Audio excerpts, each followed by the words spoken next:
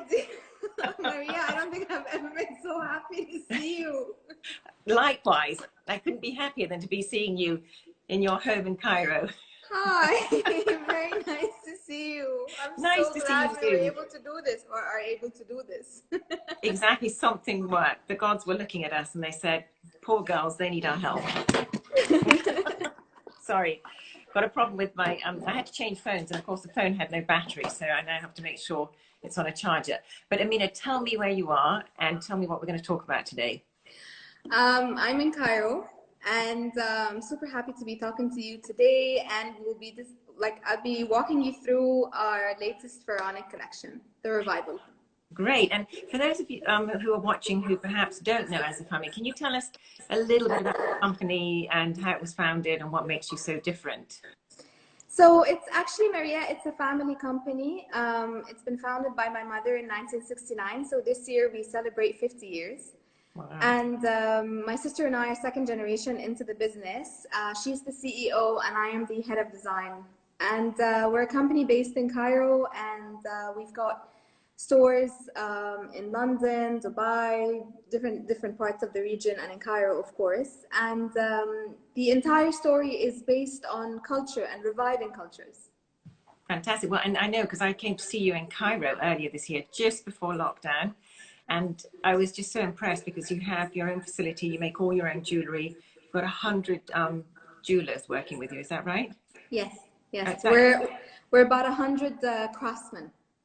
And Fantastic. about 285 employees in total. How many? 285. Wow, that is impressive, and all run by women, which I love. Yes. Now, if anyone has a claim to anything Pharaonic, it is, of course, Azza Fahmy. And you've done Pharaonic collections in the past, haven't you? Yes. So actually, we launched our first Pharaonic collection in 2012, and that was 8 years in research and about 3 years in the making. My mother and I were actually very scared to launch that collection because, you know, all the big brands in the world or international brands in the world have done Pharaonic collection before. And because we're an Egyptian brand, we were very scared because, you know, we had to, because it's coming from our region, it was like, which angle do we take? And we launched in 2012, and we were so happy with how it was being received. And from then on, I think every few years, we always do like a continuation of that line. And what we decided last year is, because there's a massive celebration going on next year for the 100 years of the discovery of Tutankhamun's tomb by Howard Carter. So a lot of the museums, and there's generally an Egyptomania craze around the world. Different fashion designers are doing it. There's a lot of music that's coming out with a lot of Pharaonic kind of look and feel. And we only felt it was right to actually be part of that movement because we are from Egypt and this is pretty much our heritage. Of course, if anybody has, you know, any claim to creating the original, it's, you know, it's going to be you guys, isn't it? Exactly. And I think, Maria, the challenging part about creating a collection like that is that when you're doing it, I mean, the first one was in 2012 and the second one was this year in 2020, is that, you know, how do you do something different that you've already done before? Yes. And do you know what I mean? And with the last one, there were about 18 to 20 symbols that had different meanings within the Pharaonic era. And this time, I actually decided to pick 4 symbols out of the entire symbol range and just really focus on them. Mm-hmm. The snake, the key of life, the scarab, and the lotus, and actually just the wing. It was 5 symbols. And I just wanted to focus on these symbols because they all symbolized rebirth, new beginnings, protection, love, harmony. And I really felt the world was going into a place that, you know, a lot of people need that kind of positive affirmation to connect to. Yeah, so a very good time for that. And in fact, you said that your timing, you know, despite all the difficulties, the way you approach this, and the fact that Egyptian jewelry tends to be quite maximalist, but you reduced it to minimalist, was actually really in keeping with what's going on emotionally with people at the moment. Exactly, Maria. I think our approach to design is that when once we settled on which kind of symbols we want to go for, actually it was taking the challenge of everything in pharaonic jewelry is massive. You see, you see them on the temple walls, you see them in museums, and everything is really, really, really huge. Even the way they do their columns, everything is very big. And when you look at the modern day woman today, she wants to stack her pieces and wear it with other different pieces. And this whole trend of minimalism meets maximalism was really coming through, where a lot of women were just wearing like small earrings, but stacking them, so many of them. And it's the same with the necklaces, bracelets, rings. And I think the most challenging part was, how do you take something that's that big and how do you shrink it down to a very, very small, dainty size without actually losing the essence of the piece itself? So if we look at an example, like for instance, these two rings. Okay, I'm going to try and get them up on my screen as well. I know, you know what, they're not going to come up on my screen, I'm sorry, because this isn't my phone. Another challenge we're facing. Yes, exactly, so we'll ignore that. I hope everyone can see my screen. I hope everyone can see them. So there are two things with the same scarab, but done in different variations. So one is silver with gold. We've got diamonds right in the middle of the scarab with a silver band all around. And the other one is actually the same scarab, but all in gold. And for the past couple of years, I've been obsessed with doing chain rings. So I do a lot of these chain rings because I think it's very dainty and so easy to wear, like, where you really don't feel like you're wearing anything. They're very flexible. Yeah, I mean, can we see them a little bit closer maybe? I don't know if you can, let's see. Yeah, that's great. Yeah. Oh, now we can really see them. Yeah. Yeah, they're very nice. And I also think that what you've been so successful in doing is that these are symbols that we have seen for centuries, and around the world they're recognizable, but you do it making it look in an elegant, sophisticated and original way, authentic way, I think. And that's what you're known for, isn't it? Yes, I agree with you completely, Maria. I think it takes us about 1.5 years to be able to do a collection. Even if we've done it before, we take so much time with our research. How can we reintroduce that symbol again? Like you said, that authenticity to it. And also craftsmanship. Craftsmanship plays a huge role within our jewelry. I mean, if we look at the snake necklace that I'm wearing, again, it's one of the, I would say, dainty pieces that you can wear, but I would easily, like, you can dress this up, you can dress this down, you can put it on a beautiful gown, but you can easily wear it on a shirt in the morning. Yeah, can we see it from the side, Amina? Let's see it from the side as well, so we can see the little snake heads. Yeah, that's beautiful. And you can really see that this jewelry has been made in a traditional way by hand. This is not machine made. Exactly. And I think that feel is really important to the authenticity of a collection that is. And I think what's important as well, Maria, is practicality and wearability. Women today are running around. They want something that is so easy to wear and so easy to put on and put off. I mean, and that's where we take so much time to develop all these little mechanisms so that you're able to take something that is usually a choker, and instead of, really trying to open it and really trying to close it and hurting your neck and over time losing the shape of the original piece, you just, you put it around and it's pretty much done. It's, in under 10 seconds, you have your piece on, and then you can take it off at the end of the night. And I love that. And sorry, go on. Yeah, no, just very super simple solution. Exactly. And I think also what I love about this collection is that we really mixed and matched different symbols together. And it actually all started with this ring. So, wow. Okay. So what have we got there? We got, this is an eye, and it's got two gold lotuses over here. And then it's got the baguette diamond that comes towards the end of the eye. And then you've got sapphires, pearls, and diamonds, pave diamonds all around the eye, the pupil of the eye. And the shape, I think the shape is very interesting because this is an actual original pharaonic ring. That shape is thousands of years old, and it sits so beautifully on the hand and so comfortably on the hand. And this was originally a statue, a very famous statue of Tutankhamun, where he's standing and he's got the key of life in his hand, and he's standing on this piece that looks very similar to that, but it's got the two lotuses at the end of it. And I was looking at it in the museum and I was thinking to myself, it would be brilliant if we put the lotuses inside the eye and actually combine the eye with the lotus. And it literally trickled down to the entire collection in that manner, where I was just mixing and matching different symbols that don't necessarily go together, but you know, end up looking beautiful. Like, I think also this is a very good example of that.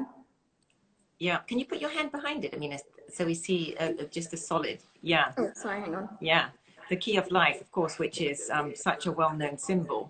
See, I'm gonna do it another way so that I'm a little bit higher there. Perfect. Yeah, very good. Yeah. So you've got the key of life here, but then you can see that it's the snake, the head of the snake, and the entire body of the snake wraps around all the key of life to make the top part of the key of life. Can you bring it a bit closer, Amina?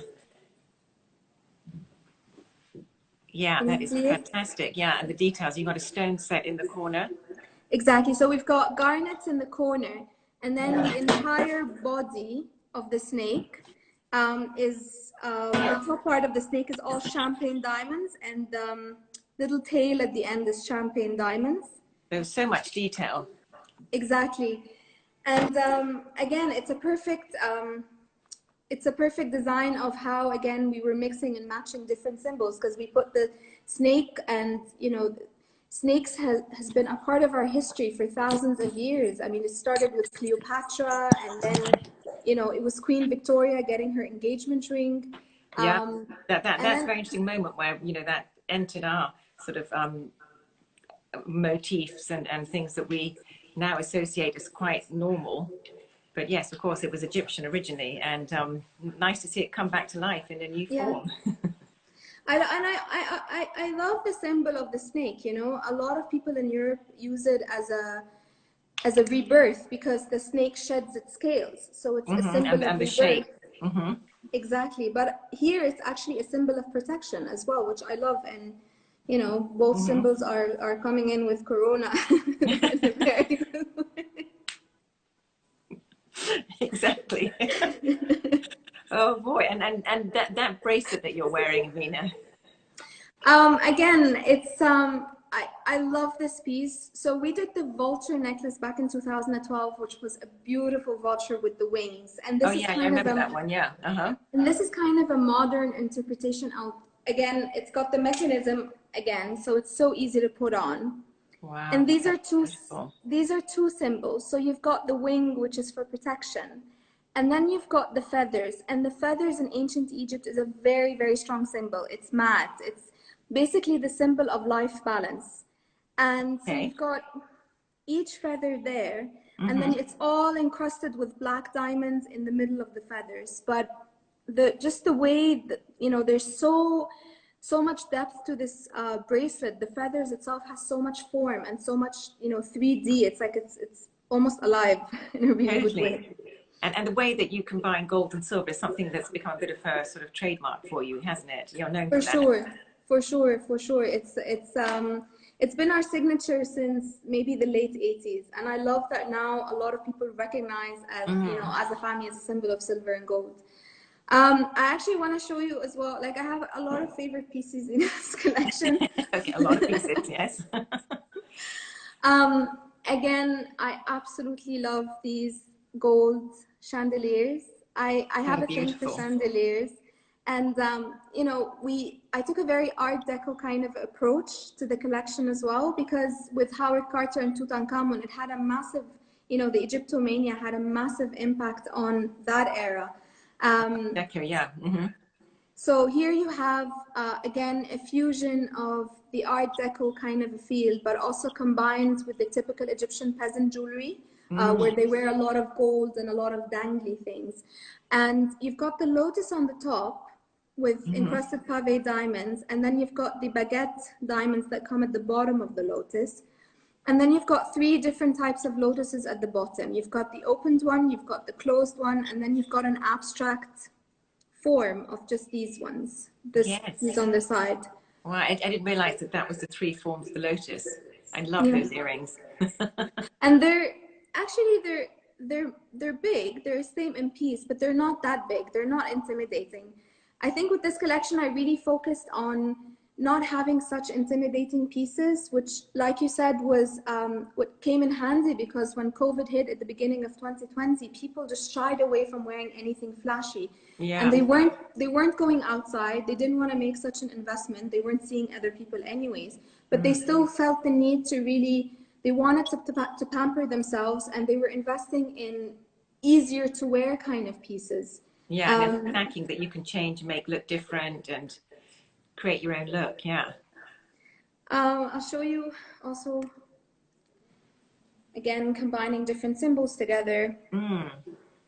So here you've got the wings, and the London blue topaz that is on the top of the necklace is actually representative of the scarab.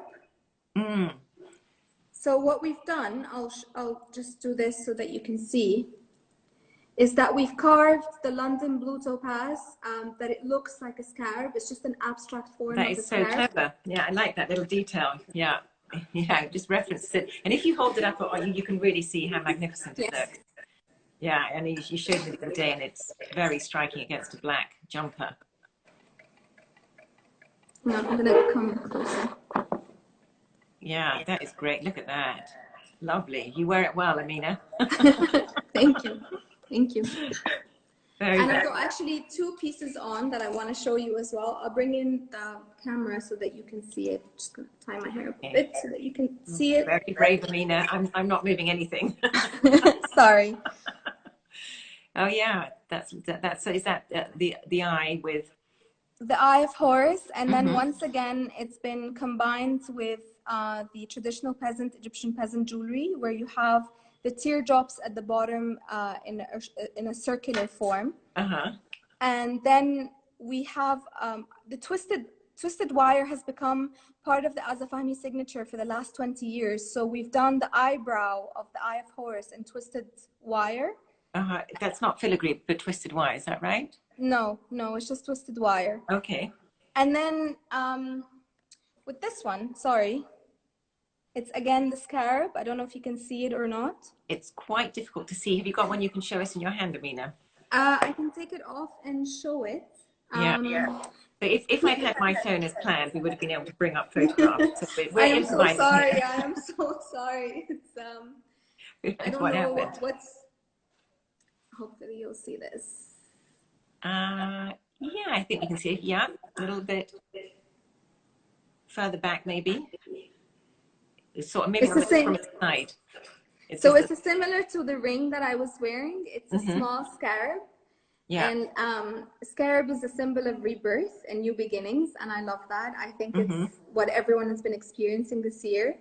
And I love the stackable, because we did an entire collection with this collection that was launched on single stud earrings, and they were a huge hit because it's been an ongoing trend for the last couple of years, and it's usually, when you look in the market, it's a lot of diamonds and it's a lot of stones, but there's not much of metal that's going on there. So again, it was bringing that identity and bringing it into the collection and just creating all these little pieces that you can stack in your ears. And we saw so many clients come in, buy one, and then her friend would buy her something else, and they were mixing and matching different pieces. One of the beautiful ones that I love as well, that was part of our signature and was like a bestseller this year, oh sorry, I'm holding it up wrong, was the double chain one. So you had the eye with the lotuses on the inside and sapphires and diamonds, and you had the scarab on the other end. And the way it sits is that it sits in one hole here and the other hole there, and then you have the chain that comes in the middle. Yeah, it's very cool. Very original. Exactly. I like that. Yeah. Now let's look at some big pieces, because they really freak, don't they? I know that Azza is known for big pieces as well, so we're not diverging too much. So I'll show you one of my favorite earrings. I keep saying my favorite earrings. I can't make up my mind which ones I like. Dangerous thing to say. Very dangerous. So I love, it's the other one. I absolutely love these earrings. This is a wing ear climber. So the way it sits, it's that it sits like that. So you get the wing at the bottom and it goes all the way up to your ear. And then you've got the diamonds that sit right over there. And then you've got, again, the feathers of mat that make up the wing. And these are one-off pieces, Maria. So what we have here is rubies, Mozambique rubies. But actually, because not every piece is the same size, or the stones are not the same size, so actually no two pieces are alike. And I feel like it's becoming an ongoing trend. A lot of people are looking to feel special and feeling that I'm wearing something that no one else is wearing. So every time you look at the color combination from the bottom of this earring, literally no two stones will be alike. And you sell those individually, is that right? You would wear one? No. You wear both. You wear both, okay. You wear both. You could wear just one as well, couldn't you? Yes, exactly. We're actually seeing a lot of clients who are buying different pieces, and then they're mixing and matching different earrings. So she wears, one chandelier on the one side, and then on the other side she just has like these clusters of, cluster of earrings that don't match at all. At all, yeah. Beautiful. Also, I love this ring. I like this one too. Yes, this is a very, very elegant coming together with many symbols, right? Everything is many symbols. Yeah, I'm getting that. So this is a flower bouquet.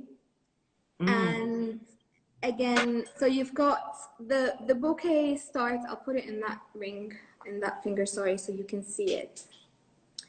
So the bouquet starts at the bottom of the ring, and then it goes all the way up here, and it splits into a papyrus and a lotus.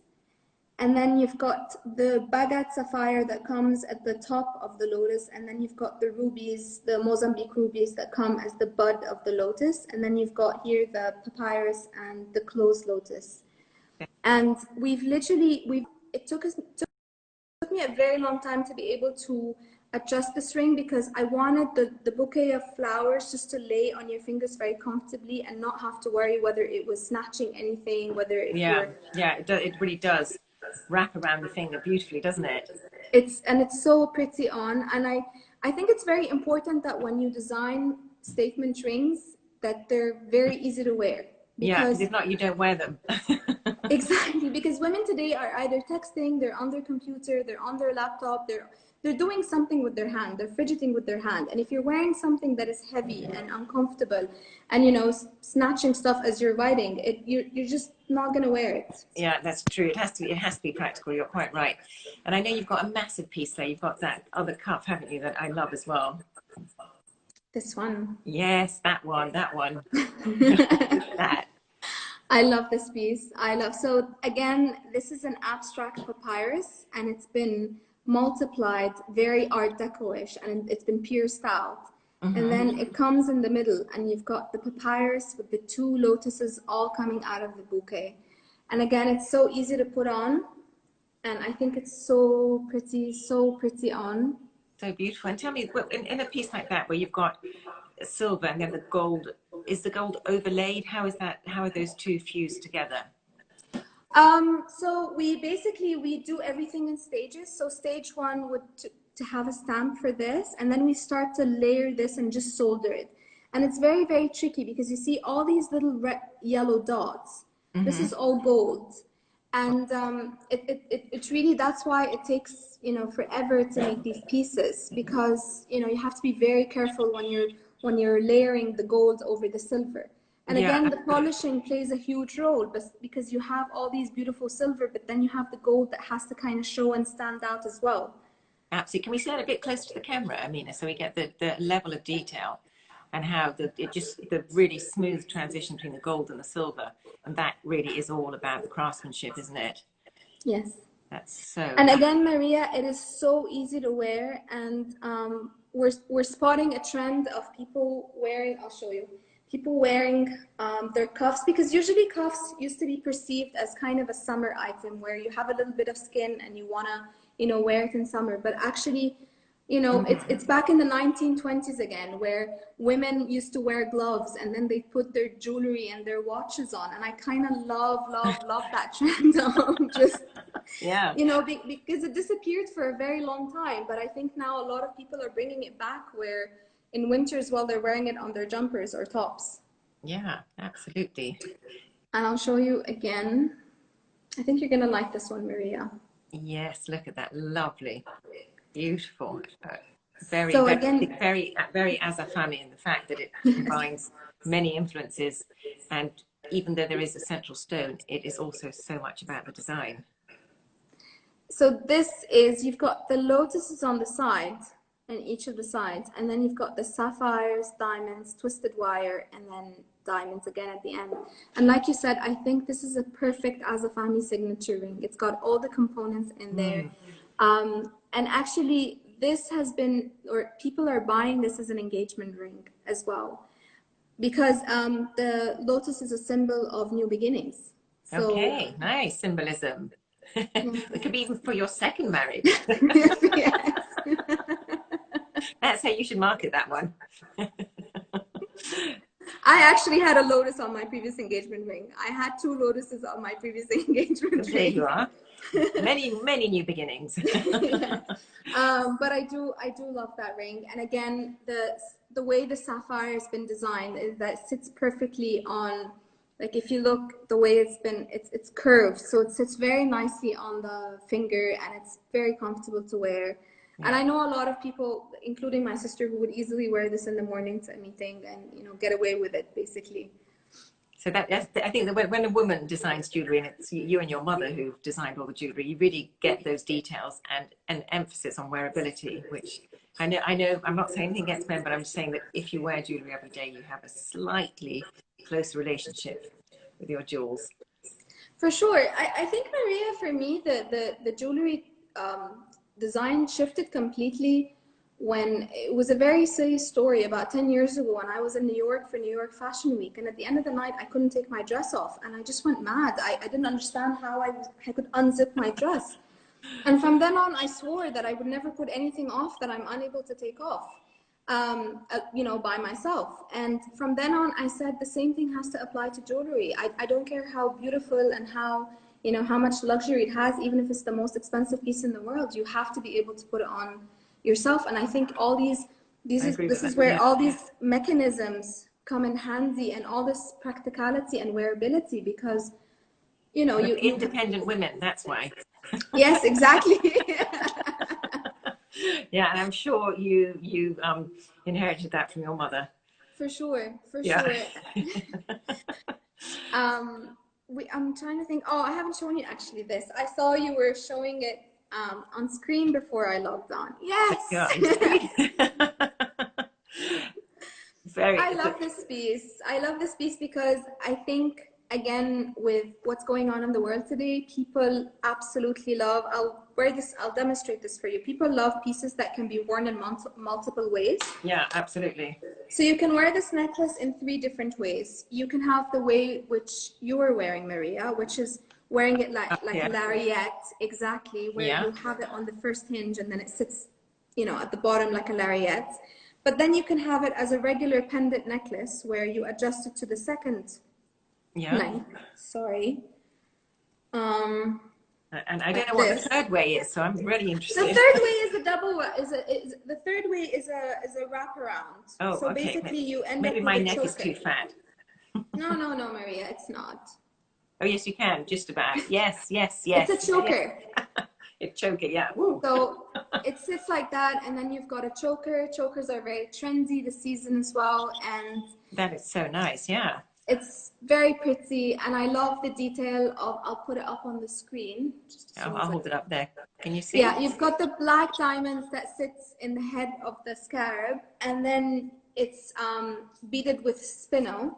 And this one, the one I have in my hand, is champagne diamonds and lapis lazuli. And lapis lazuli was very much part of the signature. The royal blue was very much part of the pharaonic color. Of course, that's in the lapis lazuli beads. Yeah, very nice. So I insisted on having blue throughout the collection, and even with the higher end pieces where, you know, I just replaced it with sapphire, but I really wanted that blue inside the collection as well. Yeah, beautiful. So many different details from your choice of stones reflecting the authenticity of the pieces. And I know that in the past you've designed for the British Museum, haven't you? Yes. So we did 2 collaborations for the British Museum. The first one was based on the pilgrimage, the Islamic pilgrimage.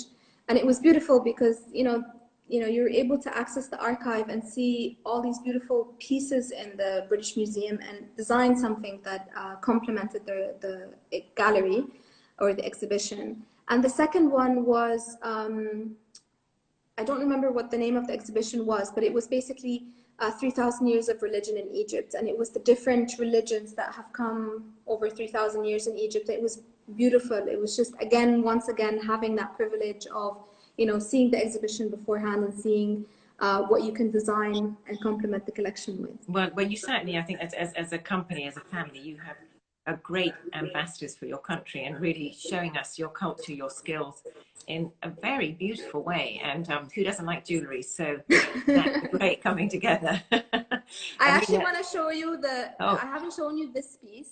We got one again. Okay. So it's going back to stackable, or the dainty pieces that you can stack. So Azza Fahmy has been known for the Roman chain for a very long time, and this year what we developed is our very own new kind of Roman chain, where we were mixing and matching simple wires with twisted wire. You won't be able to see it here, unfortunately. And then you've got the scarab with the diamonds that comes at the end, and it kind of flows in with the piece itself. It kind of like sits beautifully on the chain, which is very circular.